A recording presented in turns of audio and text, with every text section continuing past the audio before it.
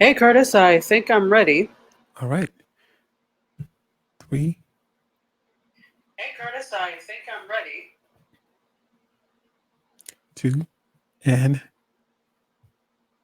1. Hey, what's going on? Hey, How are you, Curtis? I am doing well, Dr. Tachi. How are you? Fantastic, fantastic. I'm hearing myself in the background, just Uh, in case you didn't know. You, yeah, not sure why, but you still are? From yeah, on your end, I'm hearing it myself in the background, but that's okay. And it's a little delayed, but it's okay. No worries. Just want to let you, the tech person, know. And hello to Tish Rosales. How are you? Good day to good day. How are you on the Periscope side? Welcome, welcome, welcome. You are joining us if you've never been here before for And We're Live. This is the show where we talk all about live streaming and video and how it relates to personal and business endeavors and how you can better yourself using video and live streaming. My name is Dr. Tachi, and I'm joined by. MC. Oh, Curtis. I Oh, have to call myself MC Curtis. that see, you're doing like I do. It's so hard to switch. We do a show on Wednesdays as well, and he's MC Curtis there. So, but today he's just Curtis Brooks Media Productions. Welcome. CBMP. CBMP, yes, your designation. You're the only one in the world that has it, but Right, that's all right. that matters. And I see Coach Tawana here. Hi, Coach Tawana. What's Good to going on? see you on the Periscope side. So there's a lot of bells and whistles we have. Let me say hello to everybody that is joining us on Facebook. Hello, everybody joining us on Twitter, because you're also in the Twitter feed. If you're joining us on LinkedIn Live, which is our new streaming site, welcome. Also on YouTube, welcome. Good to see you. Wow. Coach Wanda says, hey there. Hey, what's going on? So you have to excuse us. There's a lot of bells and whistles. So if you have a question or a comment, please make sure you put it in there. We will get to it, but there's like 4 different platforms. So we will be getting to it. Just hang tight. Absolutely. So what are we talking today? We're talking about the visual aspects of live streaming, sets and backgrounds. Okay, so this is actually the third part of what we have to talk about today because we've talked about visuals for the past like 2 weeks, right? Right. And who knew that visuals were so broad, right? You just think, okay, it's what you see. Yeah, it's what you see, but there's so much more to it besides just you, the person. So let's backtrack or recap, shall we? We talked about visuals in terms of you as a person on screen, in terms of how you look, what you're wearing, etc. Right? We also talked about visuals in terms of visual aids and presentation aids that you used last week. We went really in depth with that, so you should have a good amount.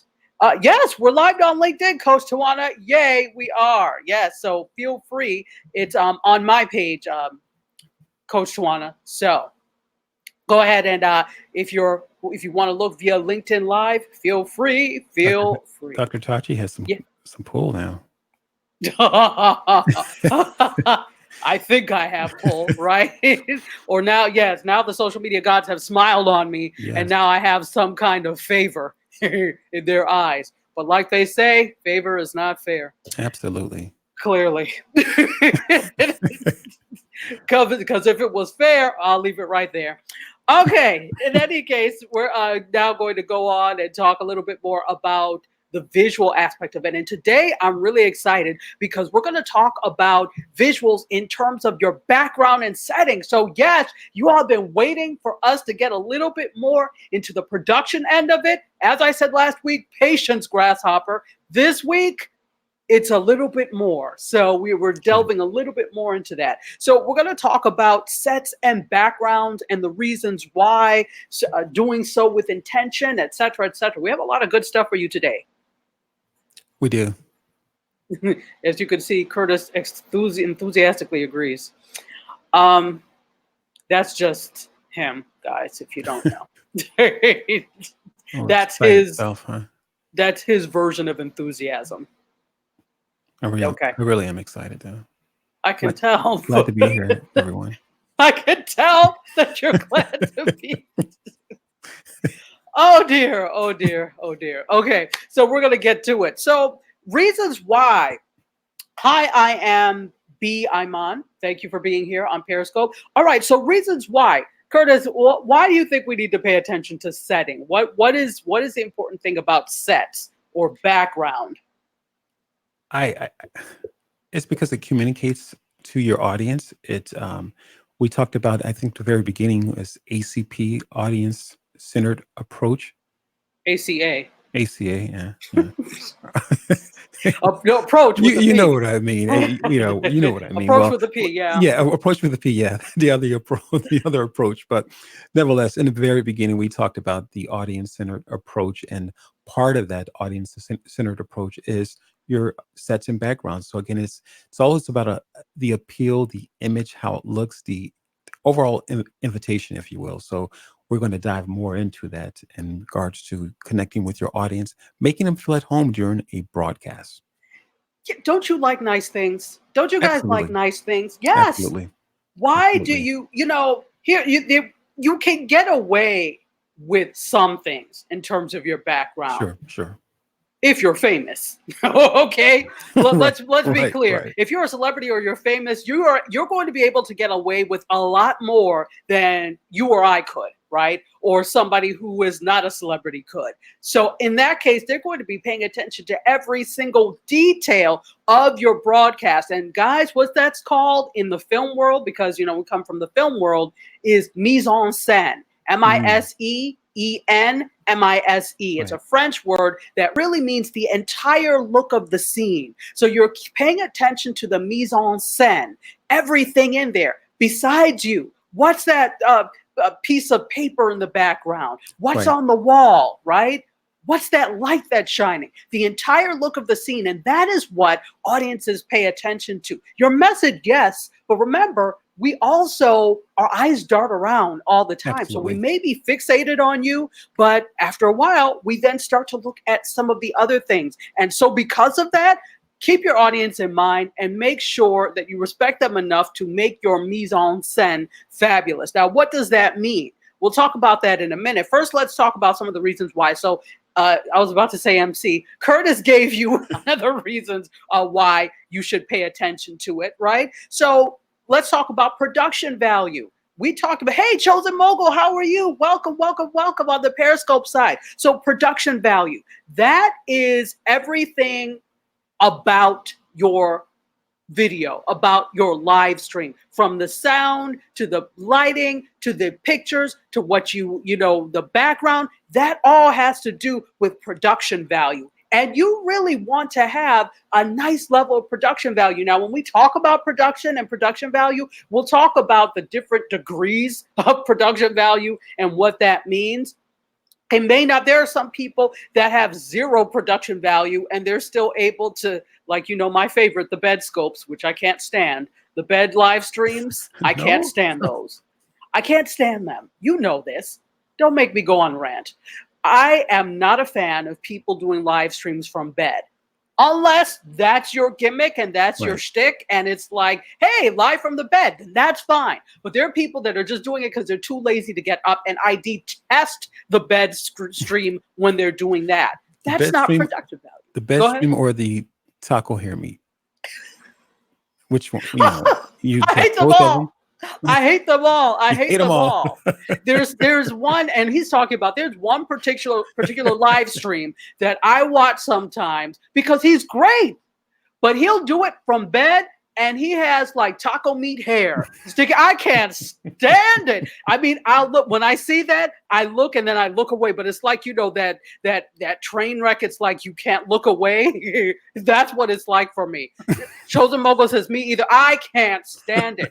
Put on a shirt, unless you're doing a swim scope or you're doing something that requires you not having that. But this individual is unshowered in the bed talking about what he's talking about. It is so distracting. How do you know he's unshowered? I know he's unshowered. If he, I mean, the way he doesn't look fresh as a daisy now. He looks like he just. Good morning, y'all. That's what he looks like. Okay, that's exactly what he looks like. But you did tell me that this individual has over at different times 200 people watching his live stream.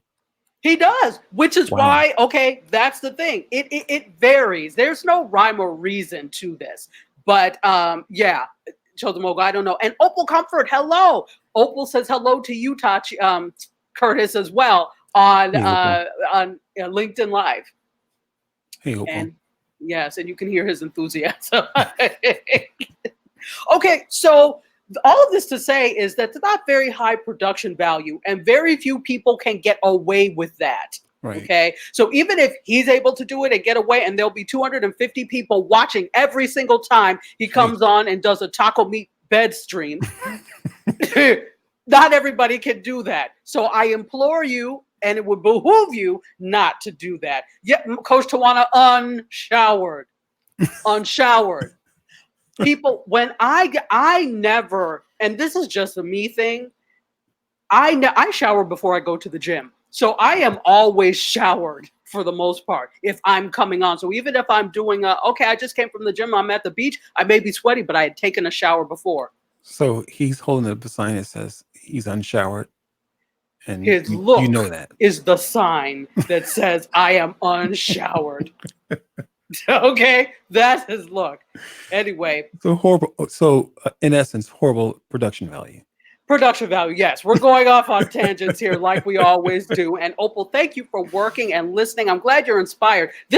So Opal is a journalist as well. And for many, many years in South Florida here, she had a morning talk show. So, nice. We have royalty. We always have royalty visiting, which is great. Absolutely. So, again, production value. Production value sets you apart from other people. Remember how we talked about when you're discovering what it is you want to stream about, one of the questions is, what sets me apart from everybody else that is doing a live stream like I'm doing? One thing, production value. And that could be having great backgrounds and sets, right? Right. Or at least being intentional with your backgrounds and sets. Now, and go ahead, sorry. Now, production value covers what now? Production value, like I said, covers a bunch of things. Okay. That is lighting. That is the entire look, like we just mentioned, mise en scène from French from the film world. That also is your camera quality, right?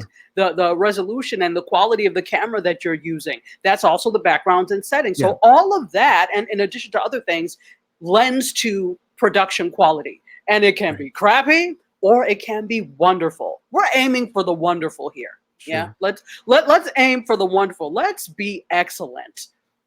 One thing I always say, when there are always people who have a problem sometimes with things or what, and I'm like, well, that's not my fault. Be excellent. So that's what I'm saying to you. If people talk about your live streams and how how it doesn't look great or whatever, that's not their fault. That's you. Right. Be excellent. Absolutely. Right.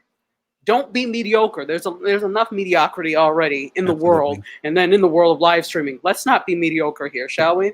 So then, the whole thing is that you're really thinking about, remember the ACA or ACP as Curtis says, the audience-centered approach. You want to make sure audience-centered approach. Audience-centered approach.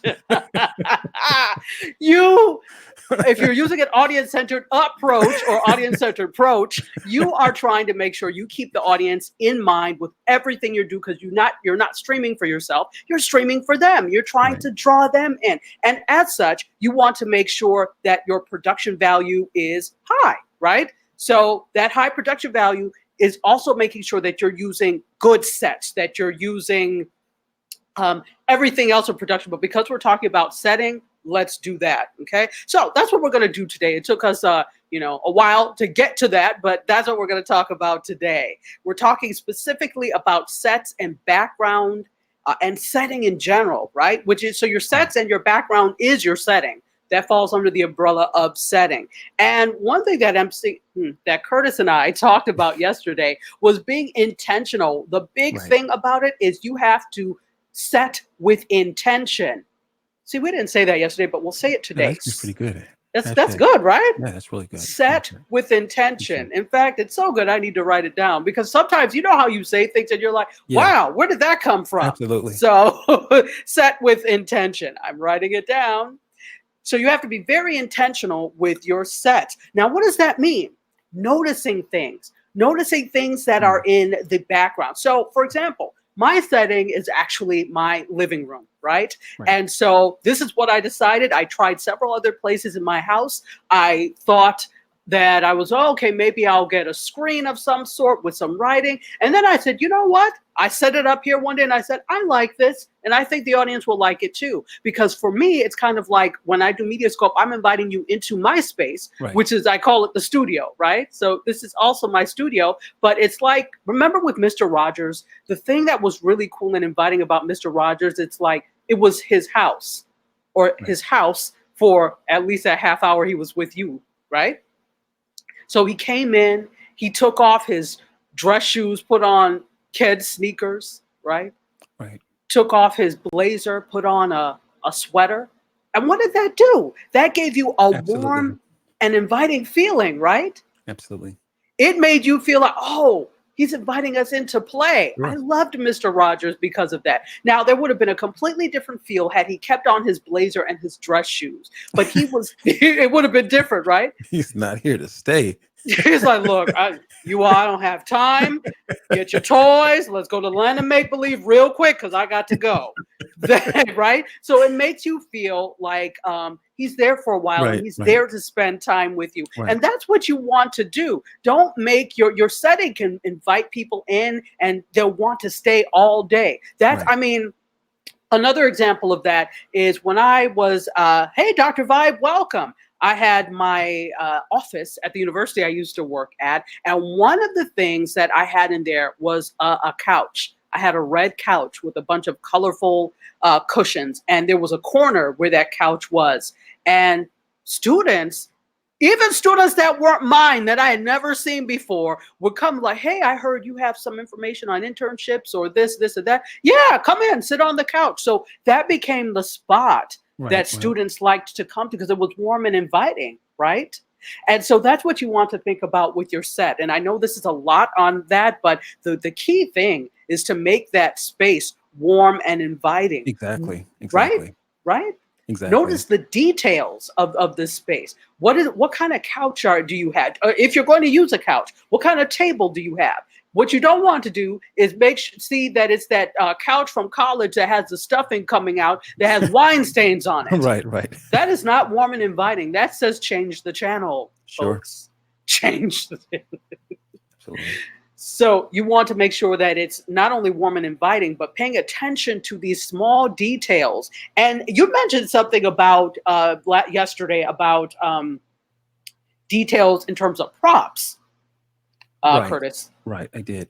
Yeah. And I think, if I'm not mistaken, I think what you were talking about in regards to just having to make sure that what's on screen looks inviting, or just, is that what you're Yeah, referring well, to? okay. Yeah, that too. But also the fact of if there is anything that you are working on, by George, that is the time to use it as a prop. You got a book, it better be a Oh, prop on your absolutely. set, right? Absolutely. You Absolutely. got mugs with your logo Absolutely. on it, damn Yeah. well better be a prop on your Absolutely. set. Absolutely. Okay, so Yeah.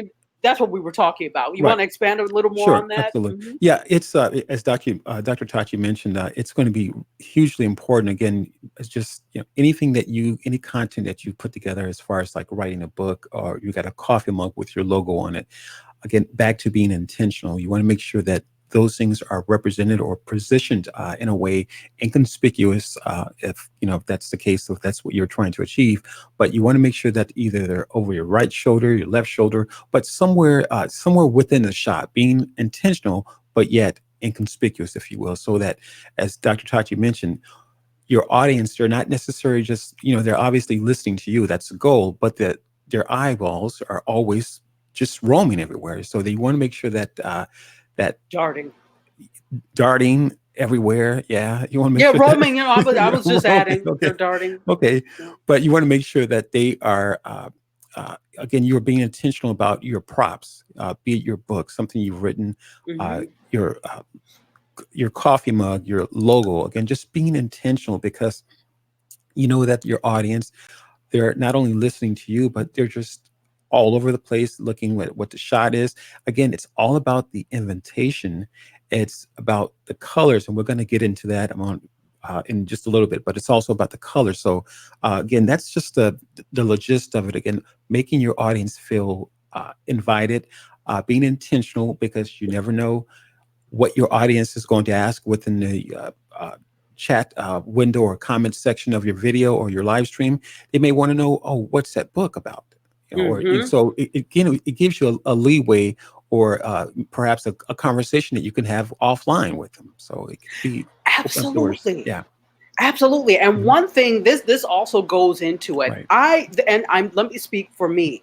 I'm not a huge fan of a hard sell when it Mm. comes to things. Some people love it, but I'm not Right. a huge fan of doing it, nor am I a huge fan of watching streams that do this. And as such, like Curtis said, think about subtle ways to Sure. incorporate that in there. So instead of drinking from a miscellaneous mug, make Right. it Right. your mug with so that's subtle. It's like, let me drink some tea on that, and Or Mediascope you're comes like on. this.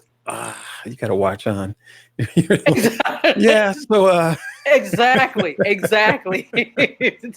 So be intentional with those right. types of things. Again, it's like, if there are other things that you do, that doesn't mean that you can't cross it in there. So, for Mhm. example, I have a T-shirt line. I don't wear a T-shirt of mine every single time, but often you will find I'll wear one of my own designs, and Sure. then somebody will ask about it, right? So Absolutely. those are ways to when we get to the whole monetization end of it, that's something else that we'll talk about. But that's part of the thing as well, being intentional with your streams and being intentional with your setting, right? And the Right. mise en scène. So then Curtis just mentioned this, and so let's talk about it now. Paying attention to colors. One thing you have to be aware of is that sometimes you may clash with your set if you're not paying attention to what you have on. And it may not necessarily be intentional, but that's why we're talking about being intentional.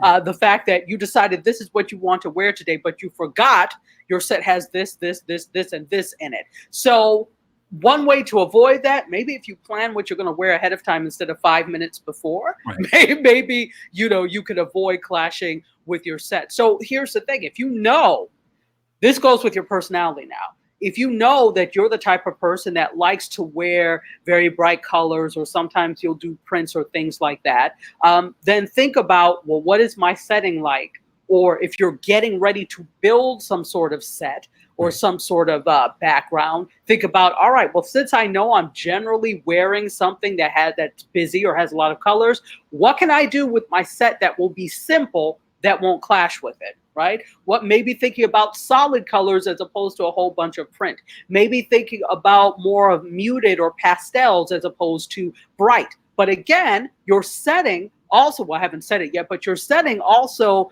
emotes a mood. Sure. And so the mood of your set has to do with what you're streaming about, if that makes any sense. So, Absolutely.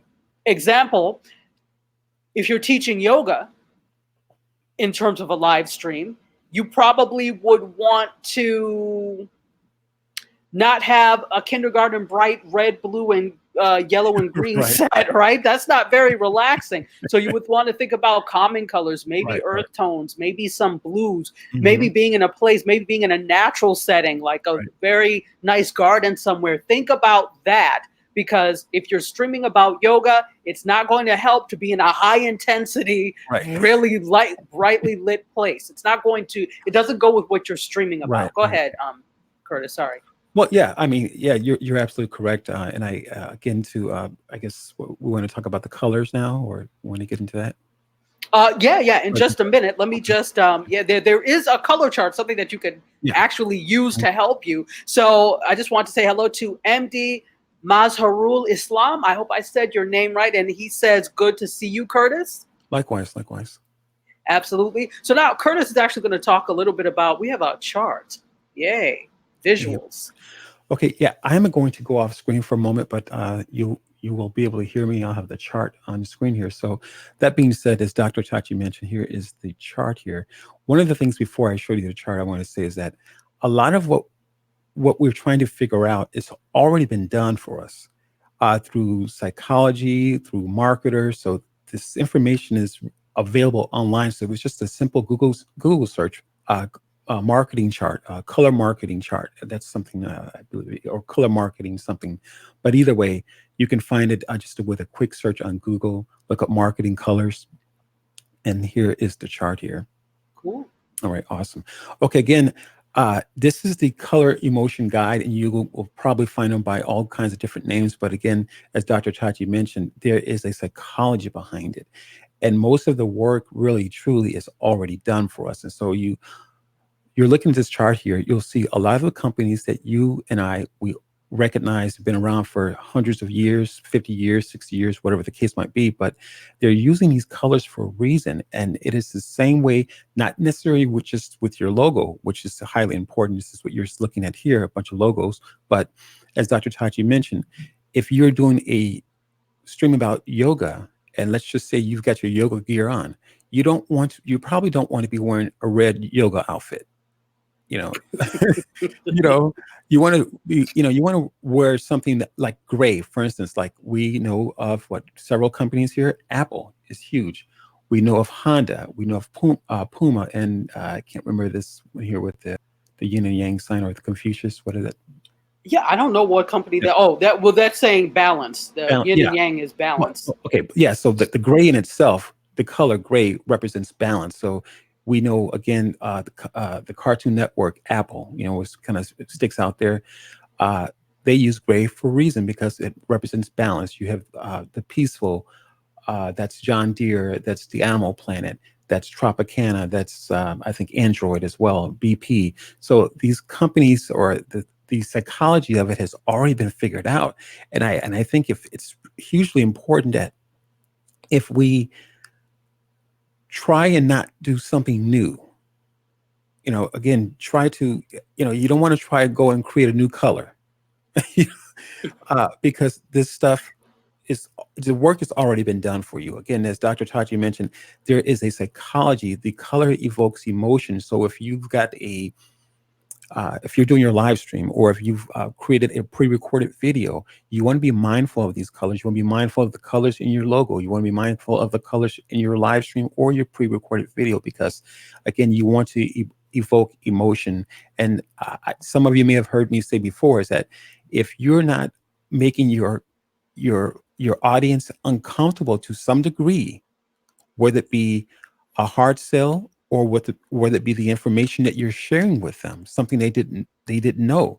If you are not making your audience, your viewers, uncomfortable to some degree where it provokes emotion, then you're doing something wrong. Again, you have to be intentional about this and making sure that you are provoking them, because people are not going to buy because they're comfortable. They're going to purchase, or they're going to listen to you because they've been made uncomfortable to some degree, and what you're saying resonates with them.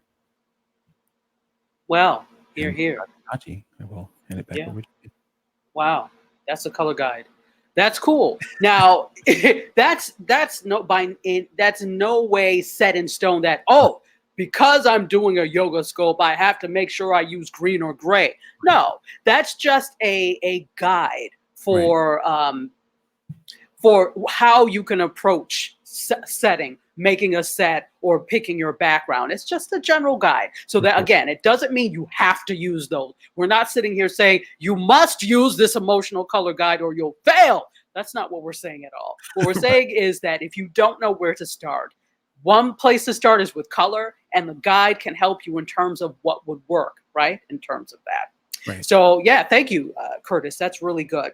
So in paying attention to color, another thing that you need to do before you even think about color is, if we're talking about studio here, we're talking about a designated space, right? So designate a space, whether it's in your home or whether it's in your office or wherever it is you're going to be. If you're doing a live stream that happens, for example, once a week, the same place, same time every week, you may want to designate a space and designate a space in your, if you're at home, designate a space in your home. Because if you're in a different space each time, audiences don't feel familiar. They don't feel at home. It's like they're going to another person's house each time. So think about this. When you go to someone's home for the first time, aren't you a little bit, not necessarily uncomfortable, but you're a little more reserved and careful than you are when you go to somebody's house you always know, right? You just sit down and because you're at home there. They've invited you into your home, but for the first time, you're a little more reserved. So think about that. If you switch locations in your home each time, unless of course your stream dictates that. I don't know how many streams do, but if your stream dictates that, then that's one thing. But try and pick a specific area in your home or in your office or wherever it's going to be that becomes your spot. And then that becomes your audience's spot as well, right? Absolutely. Think about the comfort of a coffee house. I live down the street from a fabulous restaurant and coffee house, and I actually do their video. And that is like my spot. They know me. I go in there, and they've been open for like 3 years now, and I've been going in there since the beginning and working at doing things. And they're like, hey, they know me by name. They give me hugs every time I come in. It's wonderful, to the point like they approach me to do the video. I didn't ask them; they approached me. I've become like family for them. That's what you want to emote with your setting. And I think it's also important, in addition to what you're saying, Dr. Tachi, is that think about that favorite place that you enjoy going to, be it for coffee, be it for shopping, or just to relax. What does the environment look like? What are the colors that they're chosen? Because interior designers will actually look at the same kind of color chart. Because again, what do you want your audience to stay? If they're watching a live stream, again, what emotion do you want to bring out from your audience? Be it your customers or viewers, or what emotion do you want to, again, just have the stand out and have them respond accordingly? Again, if you want them to stay, hey, you want something warm, as Dr. Tati said, earth tone colors. If you want them to leave, eat and leave, you have something red or something yellow, energetic, Well, think about it. Think about fast food restaurants, right? There are people who eat in fast food restaurants, but most of the time it's called fast food for a reason. People take away their food and they go. Now you've seen there are a lot of, for example, McDonald's that are trying to get more cafe-like. And so a lot of them have been redone, and they've got the warm colors because they're trying to invite people to stay now. Whereas before, with the bright whites and reds and yellows, you got your food and you got the hell out of there, right? Because it wasn't a comfortable space. Hard seating, it wasn't comfortable. You didn't want to stay, right? Stuff on the floor. Let me get out of here. So, but now they're trying to change that. They're wanting to be more inviting because that is the trend. People like cafes. Millennials like cafes, right? And they're trying to appeal to that. And Gen X, everybody likes cafes. Let's just say that. But they're trying to appeal to people. They want to give you padded seats now. So instead of the hard seats, again, all of this stuff is done intentional. Believe it or not. Absolutely. Intentional. They want to compete with some of these other cafes and these restaurants out there that are, serve Sprouts and such. So because they're trying to serve some Sprouts, they want you to stay longer. They have to make it. So think about that. That translates directly to your setting, right? To your background, to your set. You want people to stay. And like Curtis, that was an excellent point. The fact that interior designers look to your spots that you really like and feel comfortable in. And they probably hired somebody, an interior person, to do that, so they know what they're doing. And if you feel comfortable there, maybe that's something you can mimic in your space. Absolutely. Right? So that's an excellent point. So moving on, make sure the bottom line is make sure it's aesthetically pleasing. Comfort translates to that, to the aesthetics of that as well. You can make it aesthetically pleasing. So let's talk about selecting your set and your backgrounds now, or your location, because your location is that as well. So we were talking just now about your set and your setting when you are in a space that you have access to all the time. Sometimes you don't, though. Sometimes you have no control over your set because you're doing a Mm, live stream or a right, video out in the field. And so right. you don't really have much control over your set. So let's talk a little bit of more, bring that aspect in to it, right? So again, the way your set looks and the way your background looks has to do with what you're talking about. So remember that. Keep in mind your topic and what you're streaming about or what Right. you're doing video about, and that will help you in terms of determining what your set should look like, right? And so it there's this mood that you're trying to create as well. That's one thing we didn't Right. mention. You're trying to create a mood. You are Absolutely. setting a mood. Think Absolutely. about that. Think about the things you do when you're trying to set a mood in your home. You're throwing a party, a grown folks dinner party. Do you have McDonald's napkins and Right. such there, right? That you got out of the fast food restaurant, and paper, or do you actually pull out the grown folks plates? Do you Absolutely. have your charcuterie? Do Hmm. you have your, if you drink wine, have your wines out? You're setting a mood, right? Absolutely. So think about setting the mood. Your set is your charcuterie. Mm. That I sounds like pretty that fancy. word. Yeah. Yeah, yeah. The cheese and the fruit and stuff on the, very tasty. Okay. So think about that. A tasty set. Yeah. A Absolutely. tasty set. Well, exactly. You want a tasty set. So, okay. So with your setting, sometimes we'll see this. Many of us live stream or do video in portrait mode, right? Right. That's like this, because Hmm. this is basically how we hold our phones. Right. But is that really the best way to do things, right? Should you design your set because you're in portrait mode? And Curtis and I, we have a couple of things that we're going to say about this. Right. I say no.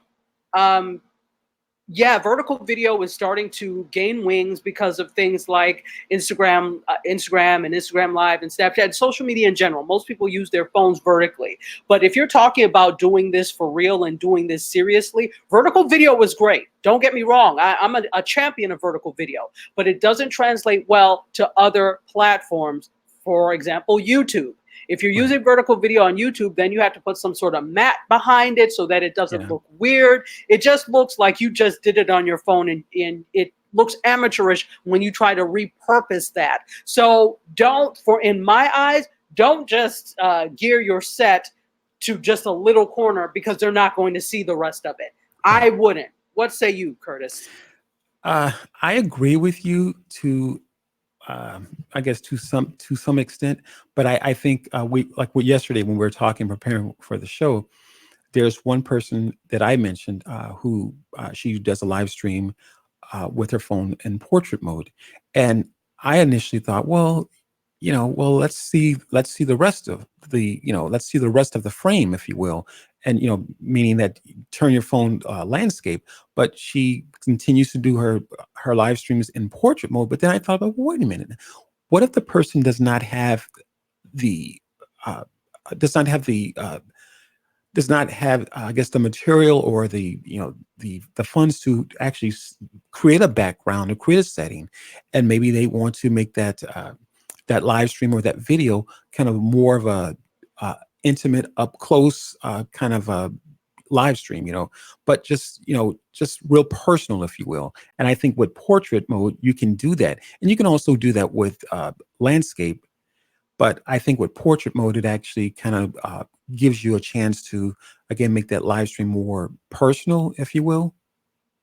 I And agree. It does cut down on the distractions by right, having everything in the right, frame. I right. do agree. However, if we're looking at trying to repurpose this, like I Yeah, said, it doesn't bide well for certain platforms. And, one thing I'll take issue with is I think I get it. You may not have the funding to do whatever, but you found a way to have a phone.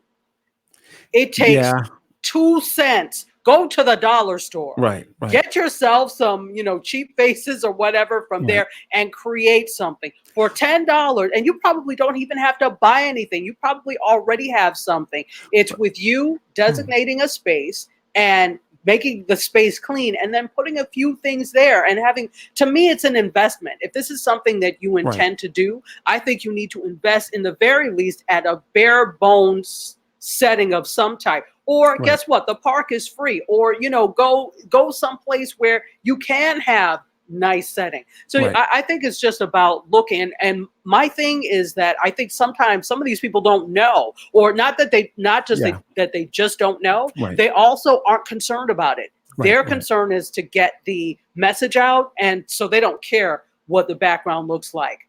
As Well, a video, I'm sorry. no, I was just going to say that I think some people just don't realize how easy it is. Don't get me wrong, it's a lot of preparation. It really is, especially if you want to be effective in your message, your content that you're creating. So there is a lot of preparation, but it's important to create a workflow. But I think the investment, as Dr. Tachi mentioned moments ago, it's in most cases, it's if you're using your phone, at least you're starting off with your phone, and that's absolutely doable, any kind of mobile device. But you can, as Dr. Tachi mentioned, you can make a small investment. I don't think a lot of people realize how, how much little you would need to spend, or as Dr. Tachi mentioned, that you, in most cases, you already have something at home that could really make that shot look really nice with Absolutely. with very little money, or just again using some of the things that you already have in your home.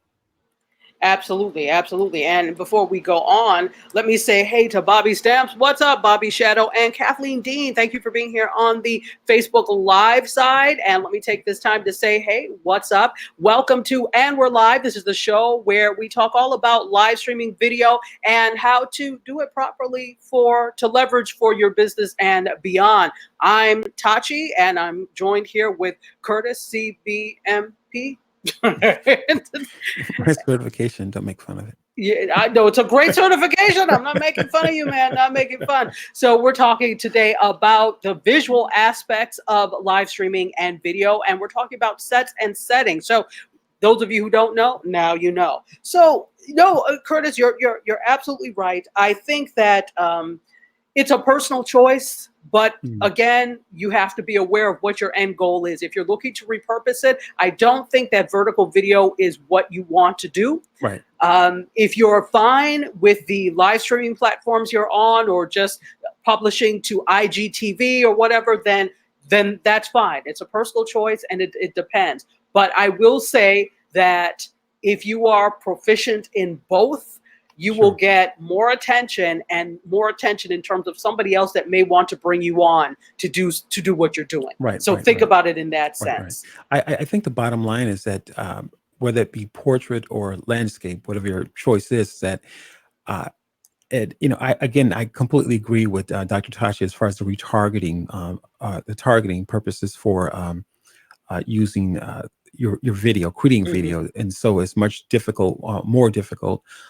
To do that with the portrait, because you have to, as she said, you have to create a map behind it and just kind of find something creative to do with the sides of the video.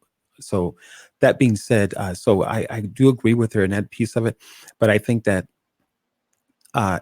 it is completely an option, but it's also important to find out what works. If you're serious about the space, creating live stream for your business or personal or beyond, it's important to find out what works and why it works. And I think in one video or one show that we did, we talked about the analytics. So those things are important. I don't want to get off track, but just make sure that if this is something that you're serious about, it's important to find out what works and what does not work.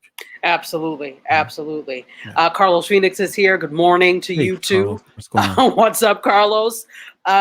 And so let's move on to the last thing we're going to talk about today is virtual sets. And you can do a virtual set. There are programs and software that will let you create a set or use a set of sets within the program based on using a green screen or a blue screen. So that is an option to go ahead and actually get a physical set, but you can also use a virtual set as well. So what we're going to do right now is talk about some of the pros and the cons of virtual sets. Curtis, you want to talk about the pros since you tend to be very pro virtual set? Absolutely. Yeah, for sure.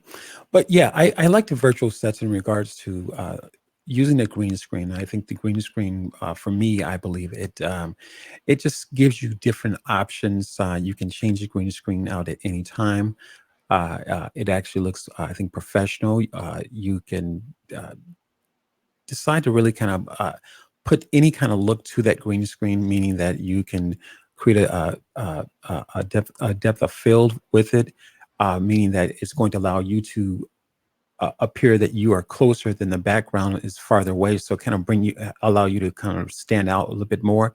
The green screen, well, I'll let Taji talk about the cons because I don't know if she's so much for the green screens, but yeah, I'm certainly for the green screens because I think it gives you more flexibility in your production and definitely increases your overall production value. Yes, that is one way to look at it. Okay. I think just like with other things in setting, it's an individual and it's a personal choice. Sure. How the hell ever, let me tell you why. Oh. I'm not such a fan of virtual sets and green screen.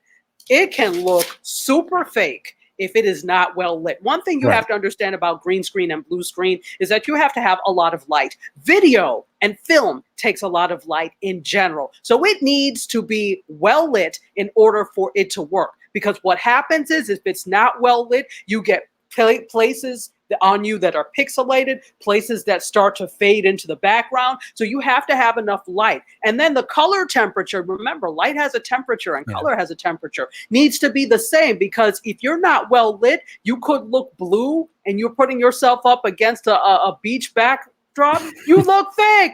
You are not there, man. We know you're not there. It is clear you're not there. And you're not just, it could be video because you can use video as a backdrop. You can use an actual virtual set. So you can have backgrounds that you superimpose, or you can actually use a virtual set in their software that will allow you to have a news desk and things like that. I don't like those so much because they can look very fake. Number two, many of these software programs, you're selecting from what they have there, right? You're not building your own set necessarily. Some have them, but most of the time you're not. So you could end up with the same exact set that somebody else has, with the exception of like the wording on the front of the desk. Boo. No. That would almost certainly not happen if you had your own set. Sure, you may see the same IKEA desk that somebody else has, but chances are you're going to put your own spin on it. Whereas a virtual set is, in a sense, set in stone. There's not a lot of leeway you have with it. And most of the time, if you're using software, again, you're not building that virtual set yourself. So the lighting can be off and you look fake. You could run the risk of having a set that somebody else has as well, and that looking like, they didn't even care. They picked the same set that 5 other people have. Huh? Wearing the same outfit? Wearing the same outfit. Right. Exactly. So that's why I'm not a fan of them. If it's done well, I think it could be really nice. And then again, proportion. What happens is I've seen people who are on virtual sets or do a backdrop where they're like this, and the backdrop is like, super small. I'm like, we know you're not there. Well, I mean, provided that it's done properly, that is another learning piece because, like Dr. Tachi said, the lighting is going to be huge for the virtual sets using green screen as well. So it's going to be huge, and you want to make sure that she just mentioned seconds ago that things are in proportion with your set, so you're not this big face and then you're on screen and then your set is like like a miniature, some kind of Lego house. Yeah, exactly. Don't do it. Yeah. And so U4Sight has joined us on Periscope, welcome. Hey there. And so William and Carlos have some things to say. William Slay says on Facebook Live, the green halo. Exactly. Yeah, If yeah. you're not well lit, you could get that green halo. He said it's cool if it's done right. And Mhm. Carlos says green screen is great if people know what they are doing. Real Absolutely. sets require plenty of space. That is true. That Yes, is they true. do. That's another pro for virtual sets, that they don't require the amount of space. Again, it could look really fake. And then your set doesn't have to, we're not talking about a set for Channel 4 evening news now. Your Right. set could be a corner in your home that you've actually dolled up, and that's your spot that you live stream or do video Absolutely. from. There are so many. I mean, and Carlos, you know this. I've been to a bunch of studios where the studio is like, there's like no room. It's basically the whole room is equipment. Mhm. In fact, I've been to studios that are smaller than this living room. Okay, so, and I mean, this is a pretty spacious living room, but I've been to studios that are quite small. And you know, being in Atlanta, you probably visited a bunch. And so you don't need a whole lot of space to do. Again, they can be cool. Green screen can be really cool if it's done well. I think for me, in moderation and sparingly, but that's me. You might be the type of person that your stream or your video lends itself to green screen. So fine. I'm not saying don't use it. I'm saying for me, I'm not the hugest fan of green screen, just because it does require technical skill to be able to carry it off and have it look some semblance of real. I've Right, seen right. too much bad green screen to know that that could be the case. But if you light it well, it could be great. If you don't have a lot of space and you want a more elaborate set, it can be great. So I mean, there Right. are pros and cons to both. For sure. And I think the other piece to add too is that though I like the virtual sets and using green screen, the green screen, it's not necessarily so expensive, but the virtual sets now, can be very elaborate, but they can be very pricey too. The software, yeah. The software to use, and Mhm. then just making sure that you're keying, using the keying properly and all that stuff with the green screen. So, like Dr. Tachi said, there's going to be some need of just knowing what you're doing using the green screen, but then with the virtual sets, they can be pricey. Effective but Absolutely. pricey though. Absolutely. William says you need proper lights, the right Yeah. Kelvin temperature, and CPU power. Yes, Yes. yes. Color temperature and light temperature is huge here. Huge, huge. That's why I said you could end up looking blue and it's clear that you're not there. So it has to be right. Right. And this is not to say that you cannot achieve that. You absolutely can. Dr. Tachi is just not the biggest fan of using it, because Right. to me, it's like I guess I'm old school because I learned production the old school way. I am, even to this day, when I'm doing a shoot, I'm like looking and I'm like, I think we need something orange in that corner. I'm always looking around the room to build the set. And I guess Right. that's my old school production knowledge of doing things. And then the lighting is always key because I didn't learn on digital film. I didn't learn digital. I learned video after I learned chemical film. So I learned on 16 and 35 millimeter film. So I've always had to pay attention to lighting. I've Right. always had to pay attention to temperature. I've always had to pay attention to mise en scène or set because I learned old school. And I think for me, that just carries over into this new digital world. Right. Right. Yeah. So that's that. So let's just talk about the settings in the field as well. You also have less control in the field, but you do have some control. We talked about this yesterday, Curtis and I, that Right. I was about to call you Kelvin, like the light. If you are out in the field, sometimes you don't have much of a choice of where you can do your broadcast. Try and avoid like a plain blank white wall if Right. you can, right? There's a lot there. Remember, your camera exposes for the brightest thing and it will expose for that white wall. Now remember, like I'm dark skin. So it will expose for the white wall and blank me out if I don't have enough light, right? And sometimes in the field, you don't have enough light to make it like a studio. You have what you have. So think about where the best lighting is, right? You may be in a beautiful garden and you say, oh, I want this to be my setting, but this lovely garden is under a tree. So there's a shadow and it won't be seen very well. So you're then sacrificing being seen. So determine where the best light is, number one, right? Try and add visual interest, number two, if you can. If you're outside, lots of things to add visual interest, right? I did a shoot when I was in Atlanta, and we were interviewing someone, and there was this super cool graffiti wall. And I said, this is our backdrop. Right. And it looked super cool, right? I had to look to make sure what they were wearing was not going to like blend in or clash with Right. the wall, but it looked great. So that was in the field. That was my backdrop. So look for things that are visually interesting. Also try to avoid things that are offensive. If you are outside and you're doing an interview, you might not want the background to be a dumpster. So pay attention to that. Right. Right? Pay attention to what's in your background. But at the end of the day, if you're interviewing somebody, for example, that's of high notoriety, that is going to be on the run, and you're at an event and you want to do a live stream or a video, damn the background. Right. The thing there is to get the footage and to get the interview and to get the video. That's more Sure. important, right? So think about your background, think about your setting. When you're doing that, make sure you're not, against anything that's offensive or looks weird. But at the end of the day, the best thing is to get the interview, right? And yesterday, when we were preparing for the show, you mentioned in the field, it does not necessarily mean that you are actually outside. You can just be Right. in a different location, away from your normal location that you may have prepared in your home or in your actual studio. So in the field does mean, again, just outside of your normal location. Right. Not in studio. Yeah. Okay. If you're Mhm. not in the studio, you're in the field. Right. Okay. So that's finding the best in the field that you can. And again, often, whenever I'm shooting, most of the time, I don't know ahead of time what the background is going to be or look like. Sometimes I have some control over Right. where we do the shoot, like they scout a location and we do it.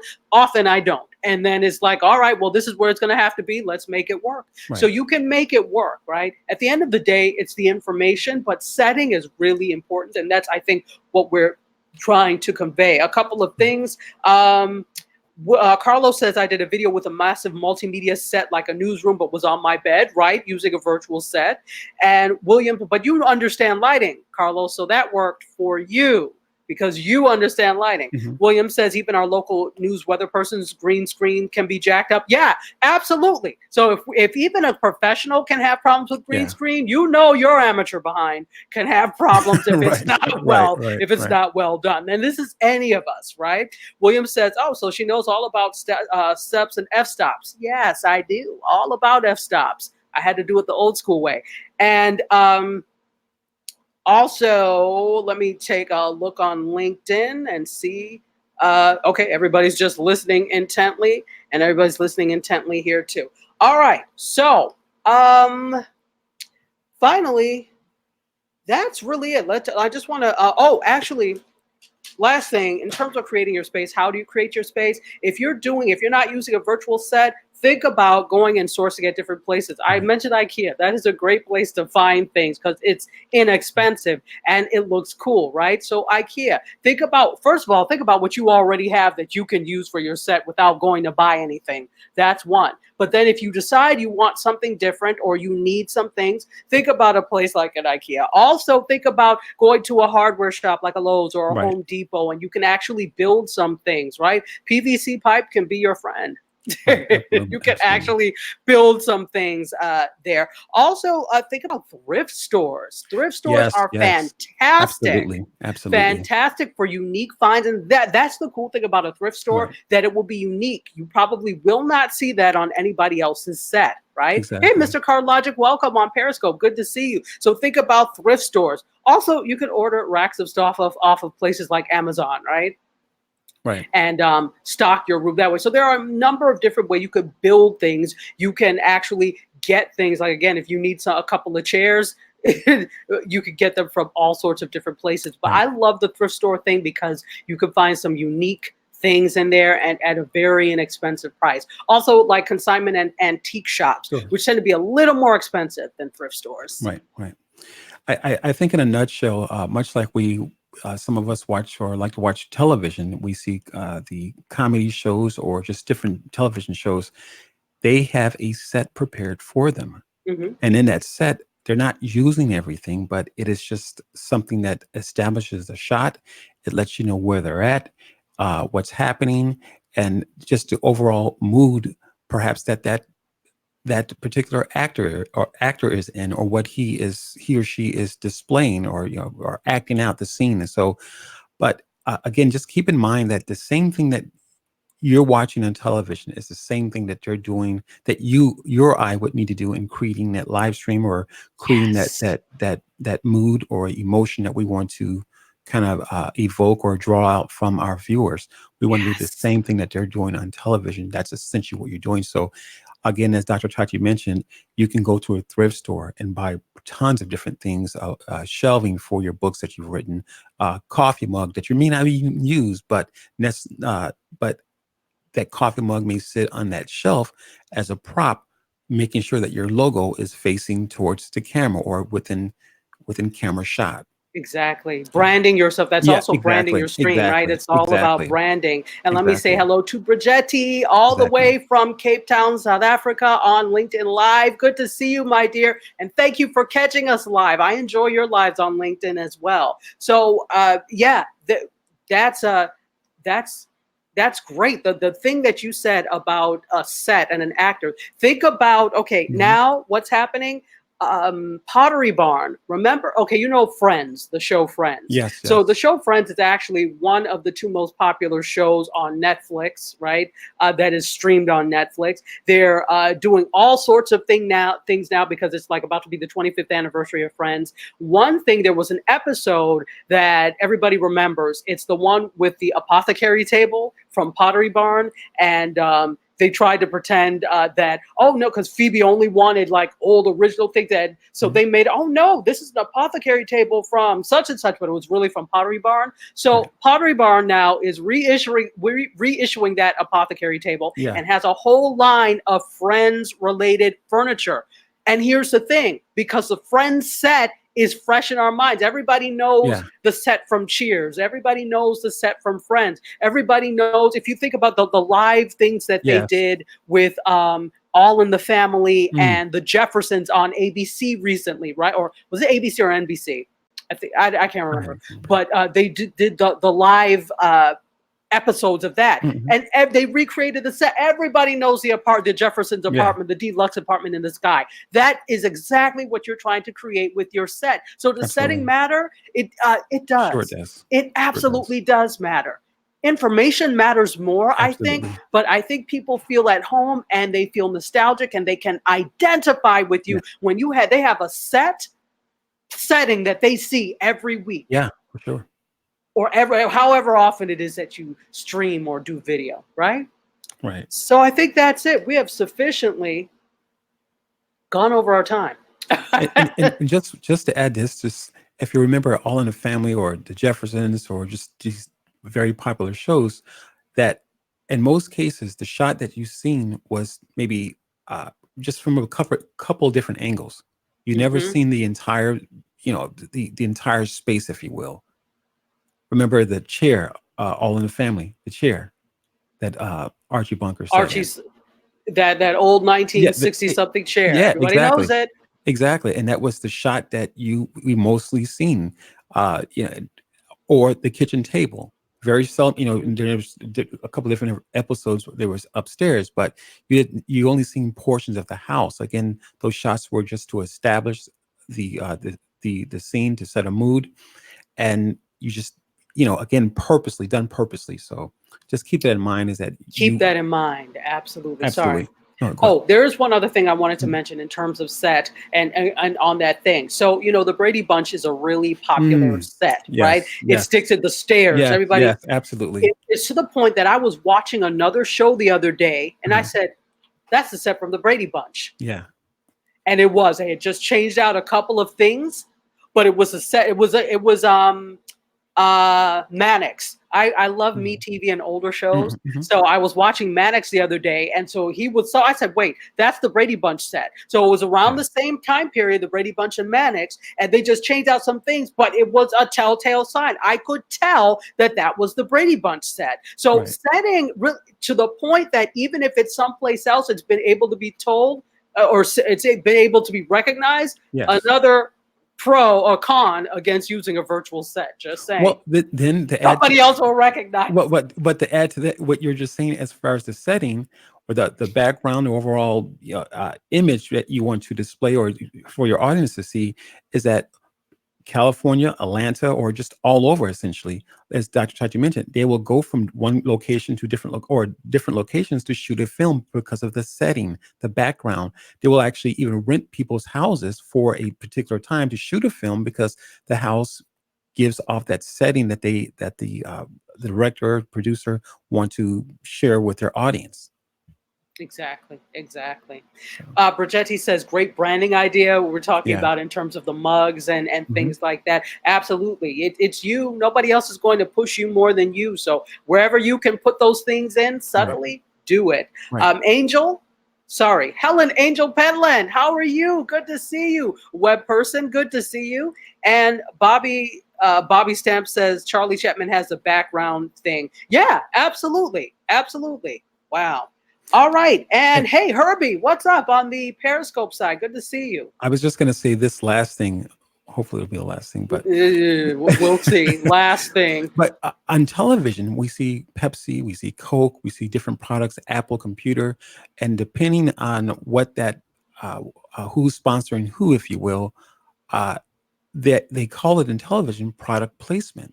So that actor is not just drinking a Pepsi because that was the only drink that they found. Oh, that's intentional. Yeah, absolutely. And we mentioned that quite heavily throughout the show. We talked about being intentional. So on television, they're calling it product placement. So it's absolutely being intentional. The actor picks up a Pepsi, he picks up a Coke, he or she's working on an Apple computer. Those companies are paying for that ad. So again, it's called product placement. So as a live streamer or you're creating a pre-recorded video, you want to think on the same lines with your product or branding your business or your products. Place your own products. Absolutely. We just keep coming up with gems on this one. Place your own products. Place your own products, people. And set with intention. Absolutely. Set with intention. That's the point today, that your setting does matter. Your background does matter. It doesn't matter how you do it. Do what works for you, but do it intentionally. Don't just have that be a throwaway part of it. The entire look of the scene, the mise en scène, plus your information equals a good live stream or video. Everyone gets Whoppers. All y'all get Whoppers. McDonald's. I don't know, that just came to mind, but anyways. Oh, goodness. Or Impossible Burgers. Anyway. All right, guys. So that's it for today. We've gone way over. Thank you so much for bearing with us and being here. Everybody on Mr. Carl Logic, welcome back. Everybody, and Herbie, hey. I said hey, but hey. Everybody on Periscope, on Facebook Live, on LinkedIn Live, on Twitter, and on YouTube Live. Thank you so much for being here. Any last words, Curtis? Yeah, just one last thing. No, great show. No more last things. No more last things.